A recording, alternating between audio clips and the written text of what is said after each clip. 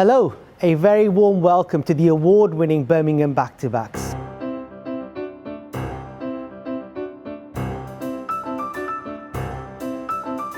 We have a very special behind-the-scenes treat for you today. We're going to be taking you on a time travel journey. With us we have this set of special keys, and each key opens a doorway to a family and their story in a different date period. Come along on this time travel journey.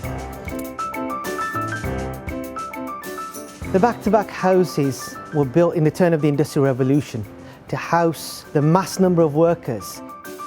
By 1901, there was over 500,000 workers in and around Birmingham, and cheap housing needed to be developed, and fairly quickly.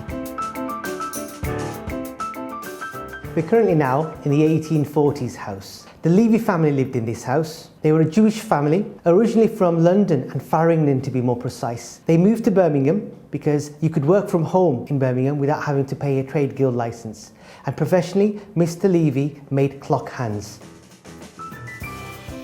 We're now loosely in the 1870s, and the Oldfield family lived in this particular house. And during the 1870s, we had gas lighting in each of the houses, oil lamps still continued, and the major things were oysters. Although it's an expensive piece of food now, back in the Victorian times, or when the houses would have existed, it would have been one of the cheaper means of food. Mr. Oldfield made glass eyes for a living.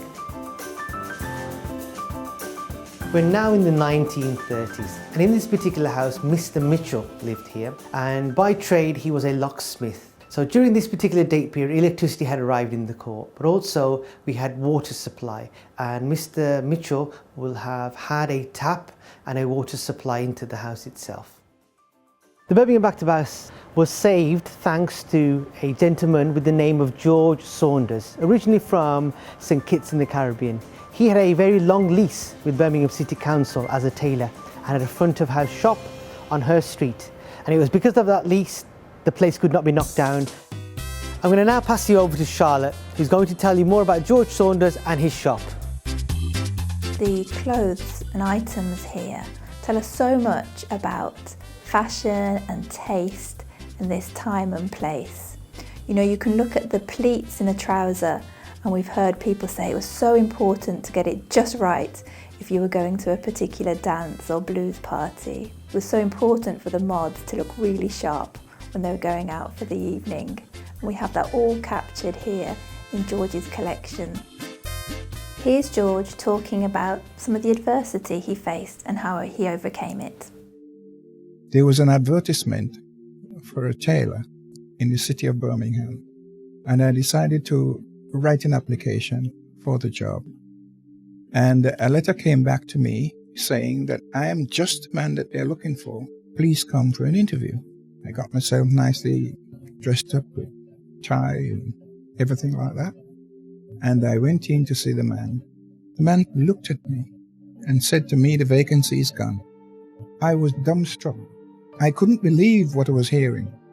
And he said to me, "I told you the job is gone. Get out." So I walked away.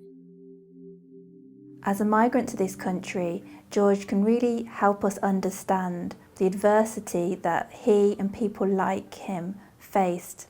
But George was very successful, very enterprising and engineering, and he soon set up his own business in the 1970s. We've now moved upstairs into George's workshop. What you can see here is a recreation of how George may have worked, and we created this with George and with his family. But one thing to bear in mind is that originally George operated from 2 or 3 of the buildings here on Her Street that are now part of the Back-to-Back museums. So this would have all have been open, and it would have been a whirring hive of activity with all the machines going. From 1974 to 2001, we were very, very busy. We didn't advertise. Just one person tells the other, and it just built up like that. I have people coming for me to make suits for them from London. In the latter years, we made clothes for the Queen's Guards. George's skill as a tailor has really been acknowledged by his clientele and by his customers, who've told us about just how wonderfully his clothes fit. We're really fortunate here at the Back-to-Backs. So few museums and heritage sites have objects that relate to what we might call the Windrush generation. So that generation of migrants who came to places like Birmingham from across the Commonwealth. Thanks very much for joining us on this behind-the-scenes tour of the Back-to-Backs. It's only thanks to your continued support that we can care for special places like this.